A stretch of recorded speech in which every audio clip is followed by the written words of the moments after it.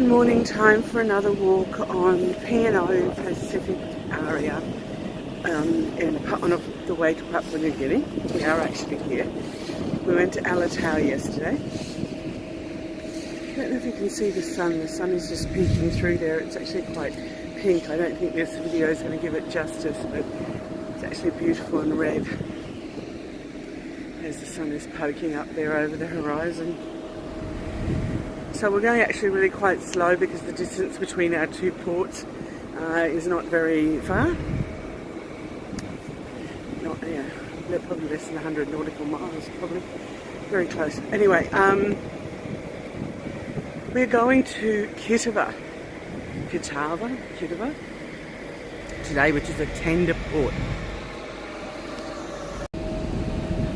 Now, there are a couple of ways when a boat comes to a port on how the passengers get ashore. One of them is the standard concept that you know with a dock, and there's two ways that you can have a dock as well. And then you have what's called a tender. And a tender is basically a small boat that tenders you from the ship to the port. And there's several different ways that they can tender as well, and several different processes about how you get allocated to your tender.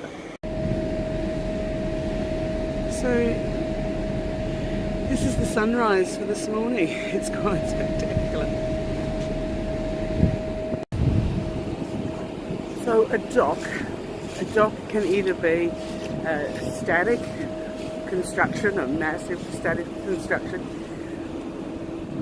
where just the ship docks, or it can be an active cruise shipping terminal where you've got all the engineering and the shipping containers and all that related to the transportation of people and goods. And once upon a time, as I've said before, I used to think that those industrial docks were just the most ugly thing, but now I know that they are just so vital. They're just the most beautiful poetry of engineering. They're just spectacular. So with having cruised a bit, I find it really quite funny when I listen to people who have maybe done one or two cruises or very few cruises, especially tender cruises with tender ports, that they are so determined that they know exactly what is going to happen. And they tell everybody what to expect. Well, I've kind of done a few, and every cruise company does it differently, and every boat within the fleet of a single cruise company does it differently. So all you can refer to is some basic principles. And with the basic overarching principle is nobody and nothing can leave the boat until it has been cleared by that country's or that port's customs and immigration. So even though you may see land, you cannot go down to the gangway and get off the boat until all the legal stuff has happened. And what I have seen in the past is people standing in line for about an hour waiting to be the first person off the boat, and they're just standing there just waiting. It's just sit in a public space, have a chat, do breakfast. You will only get off when you are allowed to get off and the captain deems that it's okay. So in my experience, I have experienced two different ways that tenders can occur. So one of them is that the ship uses its own survival craft, and they put a few of them into the water, and then they chug you to and from the boat to the land.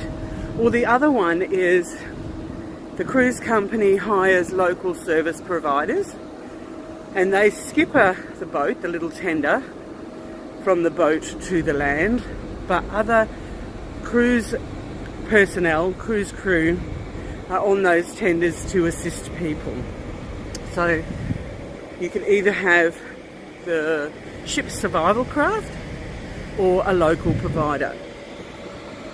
Another thing I observe when the ship uses its own survival craft is if there's a variety of different tender ports, they will rotate which survival craft are employed to do the work for the day. This reassures me that the company is assessing continually the functionality of their survival crafts, the systems of getting them into the water, how the engines are going. It just to me is a reassurance that the maintenance of the survival craft is continually being observed. So as I said, there's a variety of different ways of getting off a boat at a tender port. And what I have observed over the years is that if you're going on an organised shore excursion by the cruise company, you go to the allocated space at the allocated time, a public space, and when the service provider for the excursion is ready, they'll call you, and as a big number, you go to the gangway and you go on your excursion. But if you are going on to a tender port without an organised excursion, there could be 2 or 3 different ways that you are allocated your spot on a tender.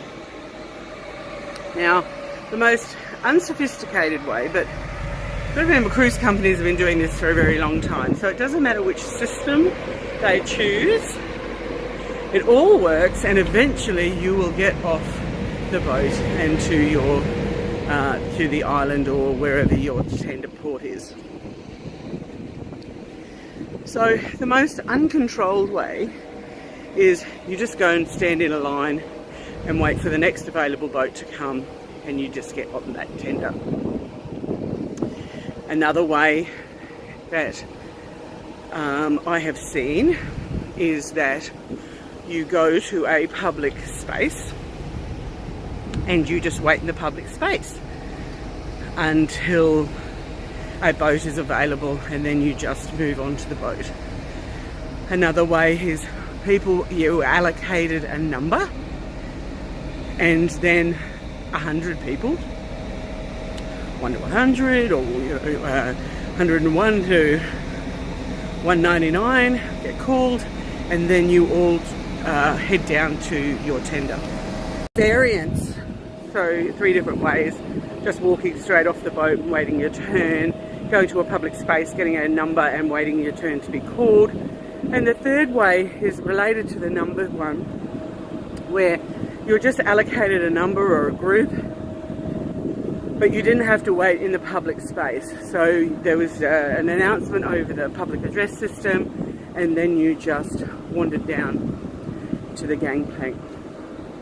But once again, I say, every system works, just wait your turn, and it's important that you have your government issued ID and your cruise card. Your cruise card will be scanned by security, and they've got your facial recognition there, or face ID, and they will look at that when you're getting off the boat.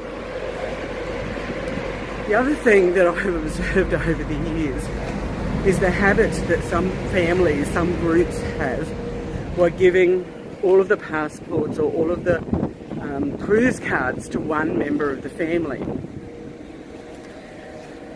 If this has ever worked for you, please let me know, because every time I've observed it, it has not worked, because everybody getting off the boat has to be scanned.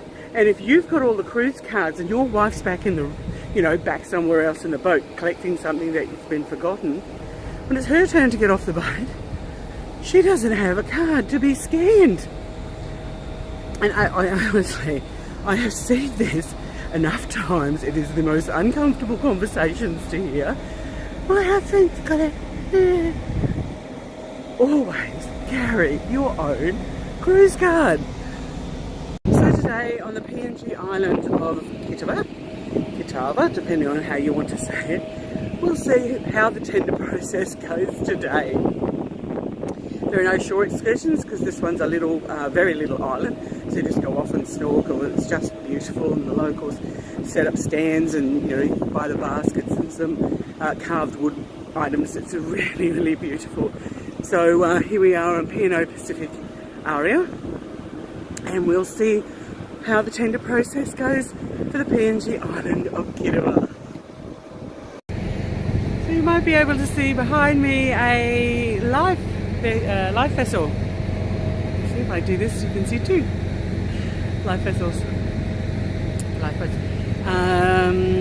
This is how we're going to get over to the Trobriand Island of Kitava today.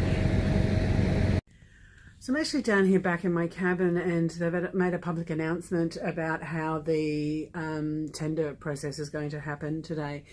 And so the concept for this island is going to be somebody goes down to the desk and gets tender tickets, gets a number, and you just wait around in the public spaces until your number is called, and then you proceed to the Marquee Theatre until you're guided down to your tender. So as I was saying, there's a variety of different ways of that tender processes happen. No two cruise companies do the same. No two ships within the same cruise line do the same thing. So if anybody says to you, they know how to do a tender, they don't. They're lying. You just have to follow the instructions on the day.